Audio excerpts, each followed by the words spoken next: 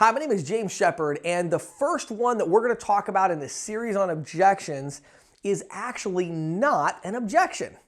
And so we have to cover this one first, because if you don't take these out of the equation and deal with them differently, you're really missing a big opportunity. So if you remember in the last video, I talked about three things. So the client always either means I don't like you, I don't trust you, or I don't care when they're giving you an objection. There's actually a fourth hidden reason or hidden objective that the client has when they tell you something other than yes, and that is, I don't understand.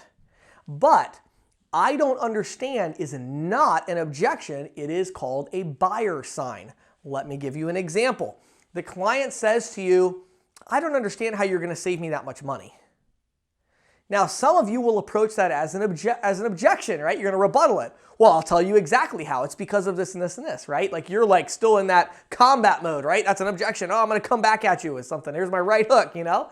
No. That's not an objection. That's not an objection at all. That's a buyer sign. They're interested. They're saying they don't understand. So they do care, because if they didn't care, they wouldn't ask that question. If they didn't care, they'd say, no, I'm not interested. But instead they're saying, I just don't understand how you can save me that much money. Or they're going to say something like, well, let me ask you a question, like, is this one of these 3-year contracts? Or, any variety of things that are interpreted as, I don't understand. Well, if they say something that means I don't understand, the way you answer that is you come right back at them with a question. You can treat this like a porcupine question. The reason it's called a porcupine question is because if I threw a porcupine at you, what would you do? You'd throw it back, right? So if somebody asks you a question, like if you're selling cars and someone says, does this car come in blue? You're going to say, would you like it in blue? Right? You're not going to say, well, yeah, it comes in actually 3 different shades of blue. Dark blue, no. Does this car come in blue? Would you like it in blue? So you have to find a way to rephrase the buyer sign right back at them with a question. So when the customer says to you something like, I just don't understand how you could save me that much money, I would say, well, Mr. Jones, I certainly want you to be comfortable before we move forward. Let me ask you, which part of the proposal do you need to understand better in order to move forward? So I'm returning it with a question. Which part of the proposal do you need to understand better before we move forward? Well, now when Mr. Jones says, well, just this part right here, well, then I explain that part and then I say, does that make sense to you? Did you have any other questions about that? No? Great. Okay, now let's see, what was the legal name of the business? And I just start writing up the agreement. Why? Because he just said that there's only one part I need to explain before we're ready to move forward, and I explain that part. We're ready to move forward, right? What if they ask you a question that says, well, now, which terminal do you guys provide with that free terminal program? Well, I actually have a couple of different models. I have either the VX520 or the Ingenico ICT220. Which one would you prefer? See what I just did? I just returned their buyer sign with a question. And now they're going to say, well, I like actually that, the Z11 actually, because it has that touchscreen. Excellent. We'll go ahead and get that out for you right away. What is the address where you'd like us to ship the terminal? You want it here or at your home office, right?